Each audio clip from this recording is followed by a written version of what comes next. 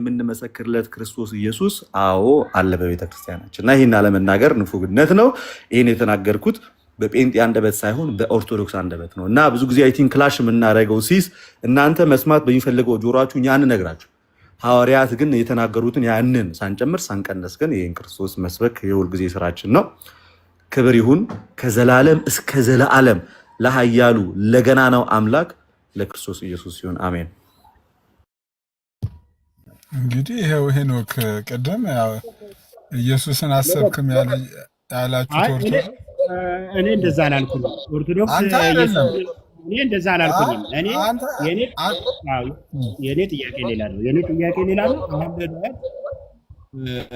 ቤተክርስቲያኗ ጌታ ኢየሱስ ክርስቶስን እንደምትሰብከው አዳኝነቱ ሰው ልጆች ያደረገውን በቃ ለሰው ልጆች ስል ራሱን አሳልፎ እንደሰጠ እኔ ቤተክርስቲያኗ ጌታ ኢየሱስን አትሰብክም ብዬ አይደለም የተከራከርኩት። ነገር ግን ሰው በጌታ ትምህርት ብቻ ነው በክርስቶስ ትምህርት ብቻ ነው ይድናል ብላችሁ ታምናላችሁ ወይ? ይህን ስለ ኢየሱስ ክርስቶስ በፈጸመው ስራ ብቻ ነው ሰው ምንድነው ብላችሁ ታምናላችሁ? እናምናለን ካላችሁ የማርያምን ምልጃ አማላጅነቷን የማይቀበል ሰው ነገረ ድነት ላይ ያላትን ትምህርት እስቲ ቆይ አይደለም በኦርቶዶክስ አስተምሮ መሰረት ሰው እንዴት ነው የሚድነው? ልደትሻ ቆይ አይደለም ልጠይቀው፣ እዚሁ ቃል በቃል ልጠይቀው። የጌታኛ አማላጅ ነው ብለን እናምናለን። ልደት አሁን እናንተ እኔ አሁን ኦርቶዶክሳዊ ቢሆን ማርያም አማላጅ ነች ብዬ ማላምን ከሆነ በኦርቶዶክስ አስተምሮ መሰረት ልድን እችላለሁ? አንተ እኮ ማርያም አማላጅ ከማለት በፊት እኮ ማለት ነው እዛ ጋር ከመድረስ በፊት እኮ በክርስቶስ ኢየሱስ ላይ እኮ ትልቅ ክደት ፈጽመሃል አንተ። እሷ ጋርማ እንደርሳለን። እኔ እኮ እያልኳችሁ ያላችሁት እኮ በክርስቶስ ኢየሱስ አስቀድማችሁ ራሱ ሄኖክ አስቀድማችሁ ራሱ እኮ በክርስቶስ ኢየሱስ ትምህርት አይደላችሁ ነው እያልኩ። አንተ ስለ ማርያም ታወራኛለህ እንዴ? እኔ በጌታ እንኳን አይደለህም እኮ እያልኩ ነው ያለሁት ከነ ማስረጃው።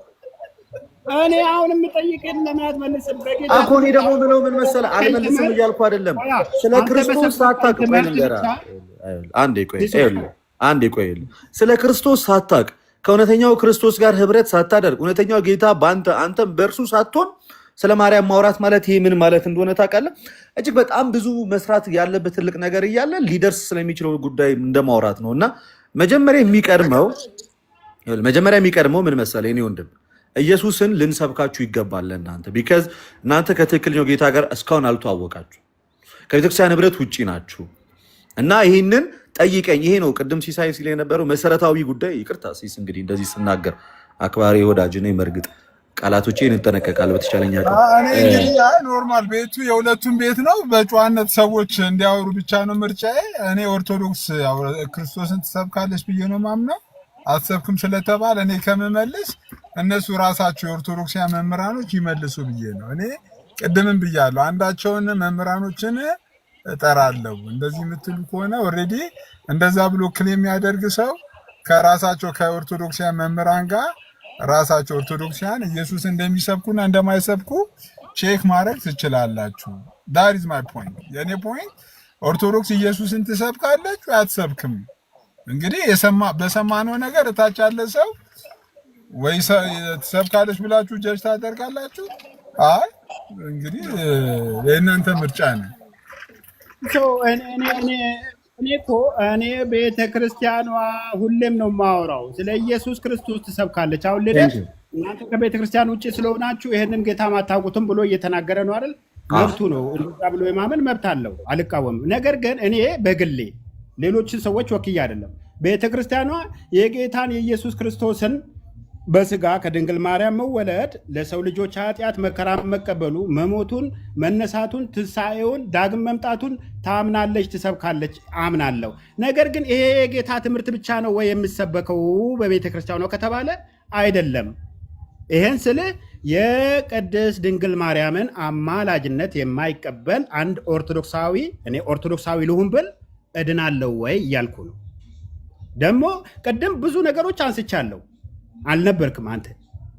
የማርያም ስዕል እንኳንስ ሰውን መላእክትንም ያድናል ተብሎ መጽሐፍ ቅዱስ ውስጥ ሽታ የሌለው እኔ እኮ ማለት ፕሮቴስታንት በጣም ግርም ከሚለኝ ነገር እጅግ መወያየት ያለብን ሰፊ የነገረ መዳን ጉዳይ ማዕከላችን እንደ ምሰሶ እንደዚህ ቀጥ ብሎ ቆሞ እሱን የሚያህል ወሳኝ ርዕሰ ጉዳይ እንደዚህ ዞር አድርገ እጅግ በጣም ያን ያህል ይሄን አሁን የተናገርከውን ቃል መቀበልም አለመቀበልም ያን ያህል በማያስጠይቅበት ርዕሰ ጉዳይ ማውራት ማለት የትኛውን ፕሮቴስታንት ኦርቶዶክስ ፊት መዳን ጉዳይ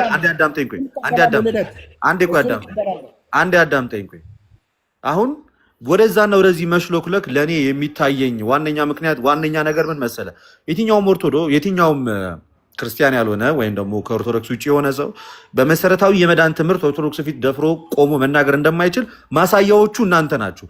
ያ እንዴት መሰለ የምታሳዩት መሰረታዊ ያልሆነ ጉዳይ እድሜ ልካችሁን ስታወሩ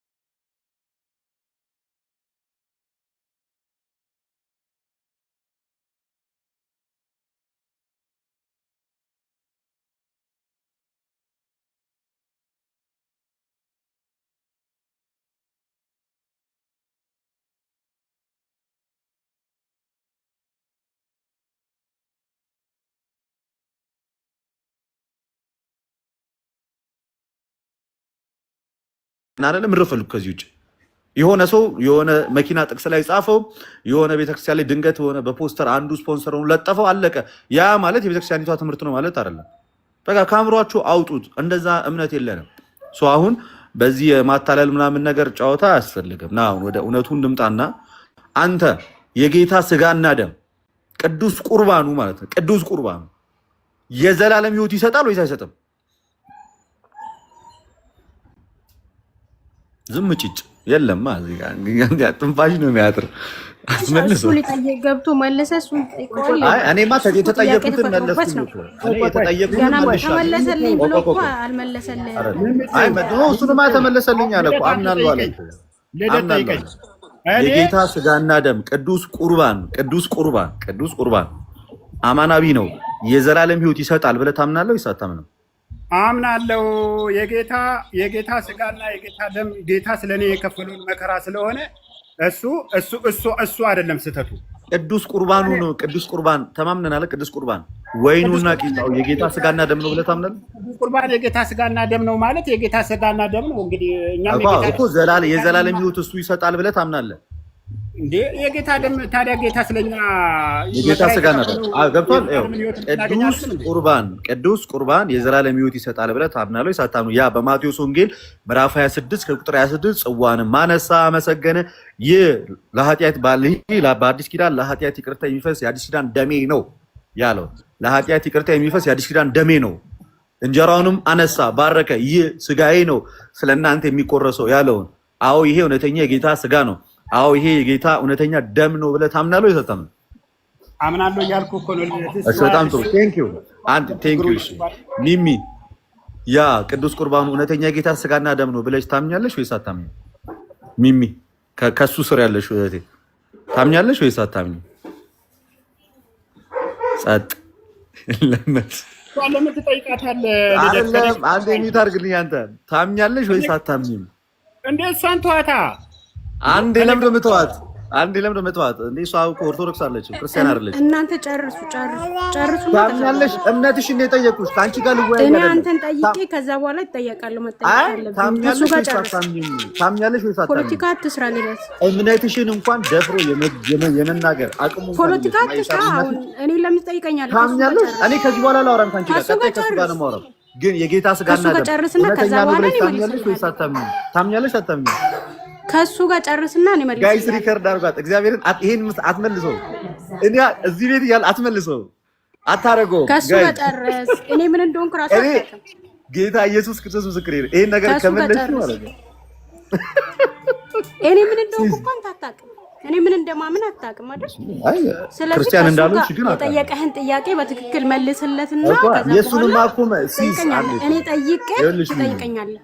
እኔም ጥያቄ አለኝ ሲስ እኔ ቤተክርስቲያን ኢየሱስን አትሰብክም ተብዬ ስጠየቅ ረዘም ያለ ደቂቃ ተሰጥቶኝ በእርግጥ አጠረብኝ። ስለ ጌታ ያወራሁባት ያቺ ደቂቃ ግን ተናገርኩኝ። ያ መልሴ መለስ እሱን ራሱ እኮ ሄኖክ አይደለም የጠየቀኝ። ከዛ እንዳጠቃላይ ይሄ የሁላችሁም ጥያቄ ነበርና ያንን ሲሳይ እግዚአብሔር ይስጠው። በእርግጥ ስለ ጌታ ለማውራት በጣም ሰዓት ቢያጥርም ያችን ነገር ተናገርኩኝ።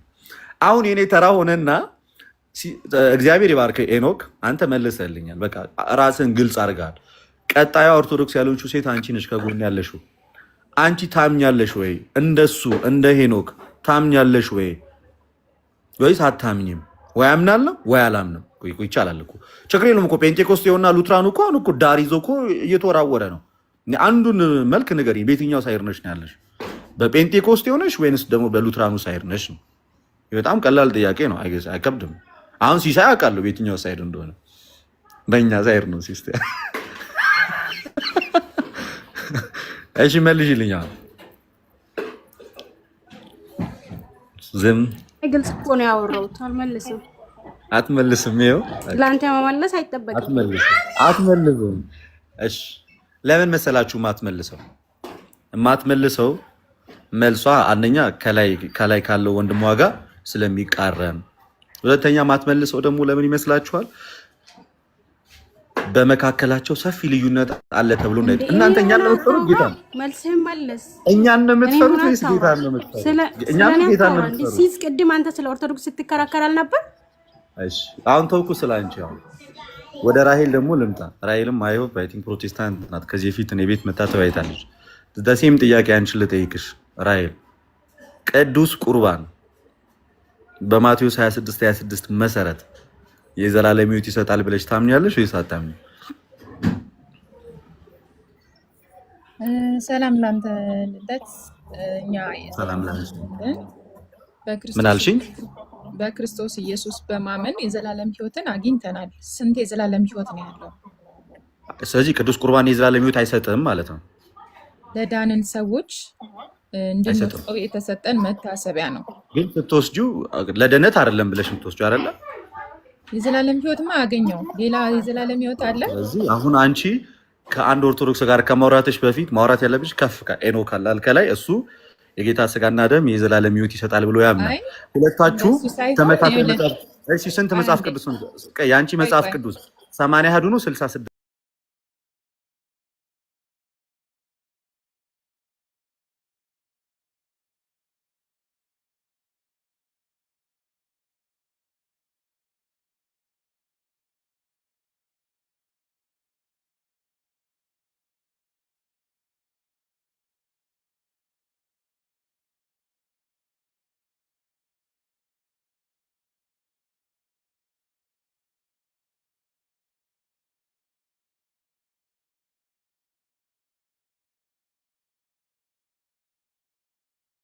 እያልኩ ነው።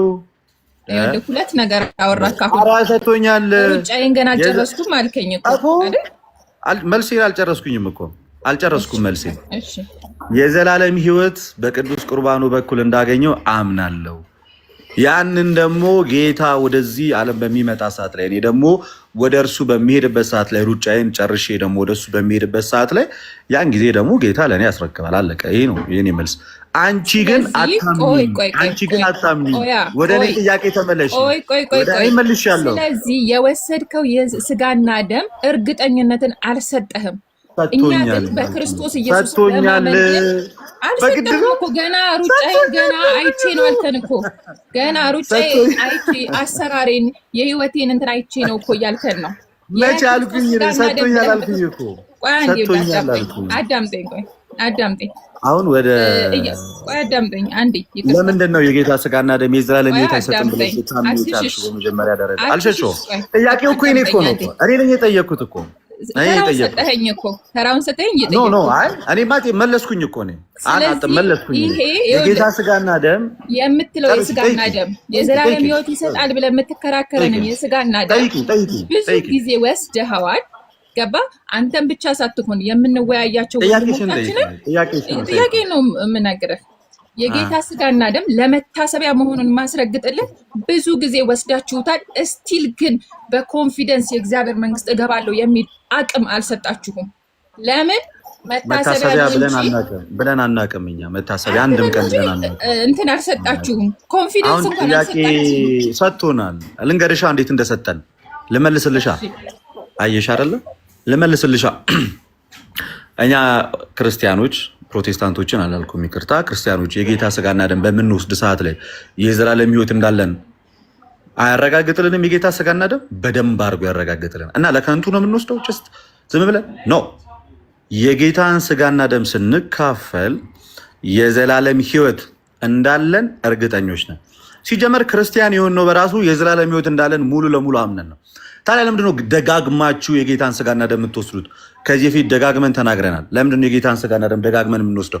ምክንያቱም የጌታ ስጋና ደም ጥቅሙ አንድ ነገር ላይ ብቻ አይደለም፣ እግዚአብሔርንም በመምሰል ህይወት የምናድግበት ነው። ክርስትና ማለት አመንክ፣ ልክ እንደ ፕሮቴስታንት ድንገት መንገድ ላይ ትቆማለህ፣ አመንኩኝ በቃ አለቀ ብለህ የምትዘጋው ነገር አይደለም። ክርስትና ህይወት ነው፣ ትኖረዋለህ። ልክ ሐዋርያው ቅዱስ ጳውሎስ እንደተናገረ በፍርሃትና በመንቀጥቀጥ ሆናችሁ መዳናችሁን ፈጽሙ እንዳለ፣ መዳንን ይብን የምትፈጽመው ኃይል የሚሰጠው የጌታን ስጋና ደም ስትቀበል ነው። ስለዚህ የደርሶ መልስ አይነት ህይወት አይደለም የክርስትና ህይወት። ዕለት ተዕለት ማደግን ይጠይቃል። የኛ ህይወት ወደ ጎን አይደለም ወደ ላይ ነው። እግዚአብሔርን እስከ መምሰል ደረጃ ድረስ ነው የምናደርገው። ደጋግመን የመውሰዳችን ሚስጥር ያ ነው። የዘላለም ህይወት ባይኖረኝ ኖሮ እኔ አሁን ባለሁበት እምነት ውስጥ ማለት ነው ፕሮቴስታንት ነበር መሆኑ፣ እንደ ልቤ ዘልዬ ለመኖር ቢያንስ ምድር ላይ ይመቸኝ ብዬ የዘላለም ህይወት እንደሌለኝ ባላረጋግጥ በዚህ ሰዓት ላይ ኦርቶዶክስ ሆኜ ጴንጤ ነበር መሆኑ። እንደ ልቤ እየበላው እየጠጣው እየዘለልኩ እየጨፈርኩ መጨረሻ ላይ የሚሄድበት ቦታ ሄዳለሁ ማለት ነው። ወይ ምድር ይመቸኛል ወይ ሰማይ ይመቸኛል። እኔ ግን ምድርን ትቼ ሰማይን ስላሰብኩኝ የዘላለም ህይወት እንዳለኝ አምኜ ነው የምኖረው። ያኔ ካላስ እናንተ ግን አንድ መጽሐፍ ቅዱስ ይዛችሁ 66 መጽሐፍ ቅዱስ ይዛችሁ እዚችው ጎኔ ሆናችሁ እንኳን የእምነት መመሳሰልና የሃይማኖት አንድነት የአስተምሮ አንድነት የላችሁ። ለዚህ ደግሞ ማረጋገጫው የእግዚአብሔር መንፈስ በመካከላችሁ አለመኖሩ ነው። አለመኖሩ ከላይ ያለው ይሰጣል ይላል፣ ከታች ያለችው አይሰጥም ይላል። ሁለታችሁም ግን መጽሐፍ ቅዱስ 66 ነው ያዛችሁት። የየግል አረዳድ ያመጣችሁት በመካከላችሁ ትንሽ እንኳን የስናፍጭ ቅንጣት እንኳን የምታክል መንፈስ ቅዱስ በመካከላችሁ ስላለመኖሩ ነው። ይህችኛዋ ልጅ ደግሞ ስለ እግዚአብሔር ቃል እንኳን ደፍራ የመመስከር አቅምም የላትም። ልክ እኔ እምነቴን ደፍሬ ወጥቼ እንደምናገር የምታምነውን እምነት እንኳን ደፍራ እንዳትናገር የሚያደርግ ያሸማቀቃላ በህዝብ ፊት መናገር። ምክንያቱም መለያየታችሁ እንዳይታይ ስለምትፈልጉ መሸማቀቅ አትፈልጉም። ስለዚህ ዝም ጭጭ። ኦርቶዶክሱ ግን የትም ቦታ ላይ ይመሰክራል። ልደት ሳትዘልፍ ማውራት አትችልም እንዴ? ኖ እኔ አልዘለፍኩኝም። የሆነውን ነገር እቅጭቅጩ እየነገርኳችሁ ይሄን እንኳን አታውቅም መዝለፍ። እቅጭቅጩ አትናደዱ። ደግሞ ስለ ክርስቶስ ኢየሱስ ሲሰበክ መበሳጨት ምን አያስፈልግም።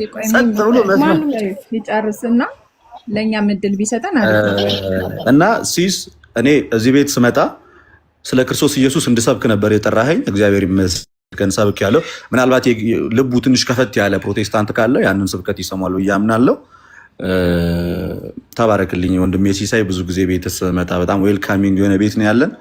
የዘላለም ሕይወት እንዳለንም ተናግሬያለሁ፣ በቅዱስ ቁርባንም ተናግሬያለሁ። እና የግለሰብን ኃጢአት ዘርዝራችሁ ከጀመራችሁ እኔ እያንዳንዳችሁን ፓስተር ሕይወት ማመጣ